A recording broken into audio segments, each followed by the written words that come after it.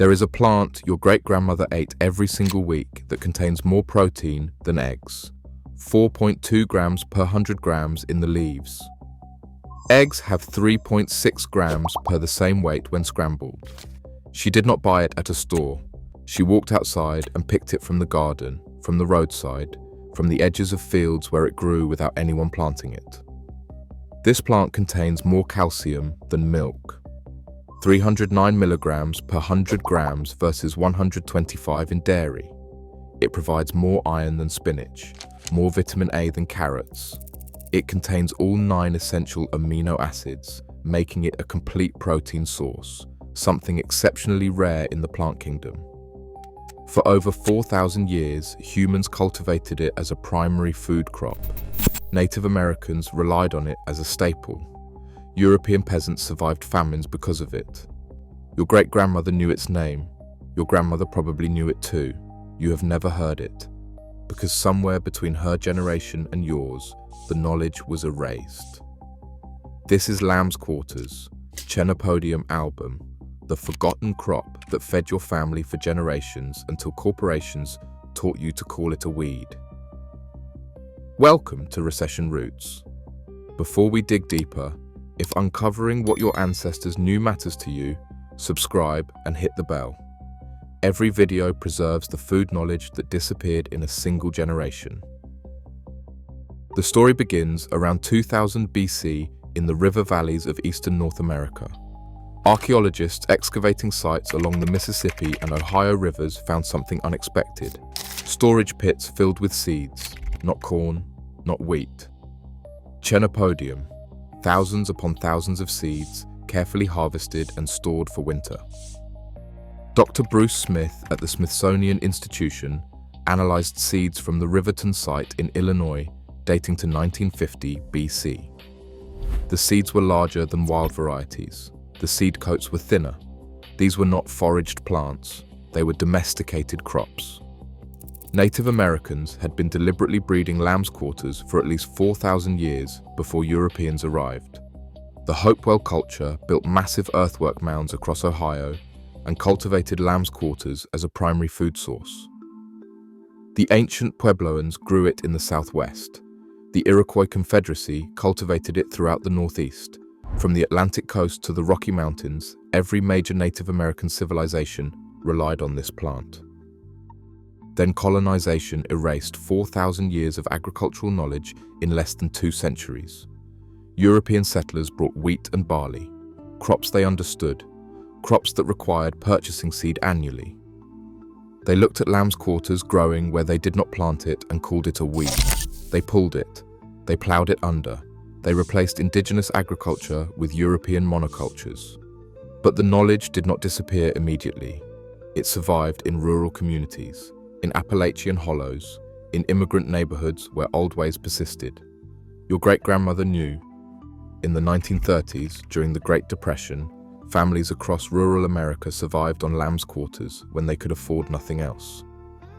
The Foxfire book, published in 1972, recorded interviews with elderly Appalachian residents who remembered the Depression years. They called it wild spinach, poor man's greens. They did not say it with shame. They said it with gratitude. It kept their children alive when the economy collapsed. One woman from eastern Kentucky, interviewed in 1968, described her mother gathering lamb's quarters every morning during the worst years. She said they ate it at every meal, breakfast, lunch, and dinner, boiled with a little salt pork if they had it, plain if they did not. She said her mother called it the plant that never abandons you. That phrase echoed across generations until it stopped. Somewhere between the 1950s and 1980s, the chain broke. Supermarkets replaced gardens. Convenience replaced knowledge. Children grew up never learning the names of plants their grandmothers considered essential. Today, agricultural extension offices classify lamb's quarters as a noxious weed. The USDA publishes eradication guides. Farmers spend millions on herbicides specifically formulated to kill it. Atrazine, metribuzine, glyphosate, an arsenal of chemicals aimed at a plant that fed humanity for 4,000 years.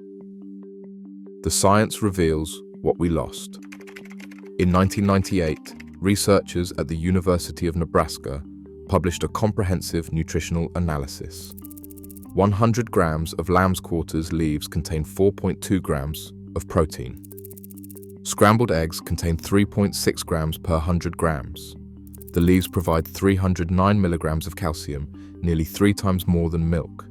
They deliver 1.2 milligrams of iron, significantly more than spinach. But here is what makes lamb's quarters extraordinary. The protein is complete. It contains all 9 essential amino acids in nutritionally significant quantities.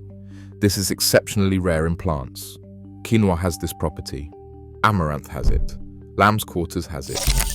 And lamb's quarters grows for free in every temperate climate on Earth.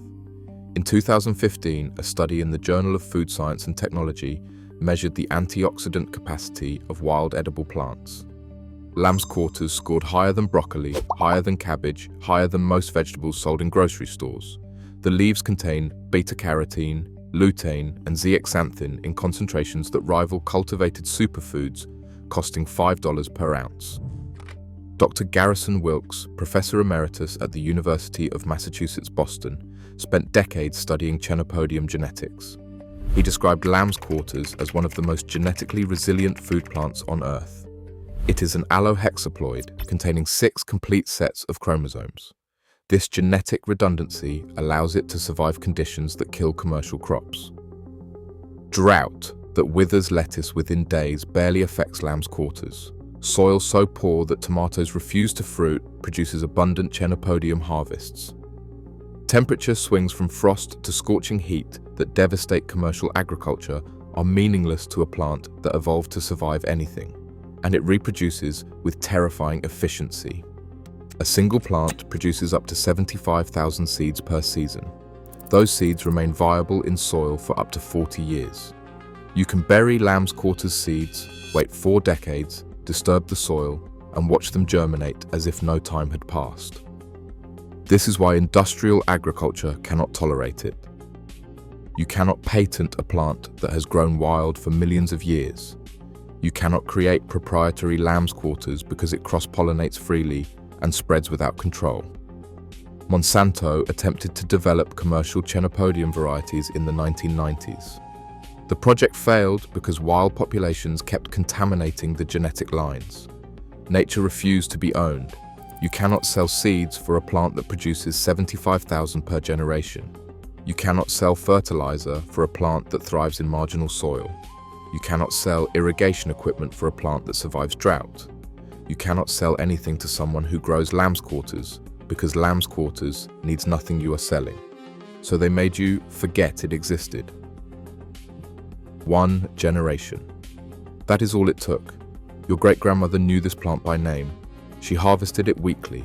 She fed it to her children. Somewhere between her kitchen and yours, the knowledge vanished, replaced by grocery stores, replaced by frozen vegetables shipped across continents, replaced by supplement bottles promising the nutrition that once grew free outside the back door. Today, Americans spend over $50 billion annually on dietary supplements, protein powders, calcium tablets, iron pills, multivitamins manufactured in factories and sold at enormous markups. Your great-grandmother got the same nutrition for free. She just walked outside. When the next recession hits, lamb's quarters will still be there. When food prices spike beyond what working families can afford, lamb's quarters will still produce complete protein without cost. When drought collapses irrigation-dependent agriculture, lamb's quarters will still grow on rainfall alone. When supply chains fail and grocery shelves empty, lamb's quarters will not notice. It has never needed supply chains. It has never needed anyone's permission. Learn to identify it. The leaves are shaped like a goose's foot, diamond to triangular with shallow-toothed edges. The undersides have a distinctive white powdery coating that brushes off on your fingers. Young leaves near the growing tip are often tinged with magenta or purple. The stems are grooved and frequently striped with red. The plant grows upright, reaching 3 to 5 feet by late summer. Harvest. Young leaves and tender growing tips before the plant flowers. The flavor is mild, earthy, similar to spinach but less acidic. Eat it raw in salads. Sauté it with garlic and olive oil. Add it to soups, stews, omelettes, and pasta. Steam it and serve with butter.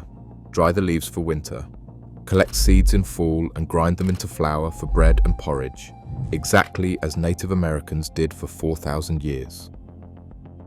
Your great-grandmother would recognize every step. She did the same thing in the same season for the same reasons. She knew the names of plants. She knew their value. She knew that food security meant knowing what grew without permission and how to prepare it. That knowledge did not have to disappear. It was not inevitable. It was erased by convenience, by marketing, by an economic system that profits when you forget how to feed yourself. But Lamb's Quarters never forgot. It is still there, in every garden edge, every neglected lot, every disturbed patch of soil where the herbicides have not yet reached. It still contains more protein than eggs, still contains more calcium than milk, still waiting for someone to remember what their great-grandmother knew. Every person who learns this plant's name reverses one small piece of the erasure. Every meal harvested from the yard instead of purchased from the store is an act of remembrance. Every child taught to recognize Lamb's Quarters carries knowledge forward that nearly died. We did not lose this plant. We lost the words for it. We lost the relationship with it. But the plant is still here, still producing, still offering complete protein and survival to anyone willing to learn its name. Your great-grandmother is gone, but what she knew does not have to be. If this root revealed something for you, subscribe to Recession Roots and hit the bell. Every like and every share preserves what nearly disappeared in a single generation. The next root breaks ground soon.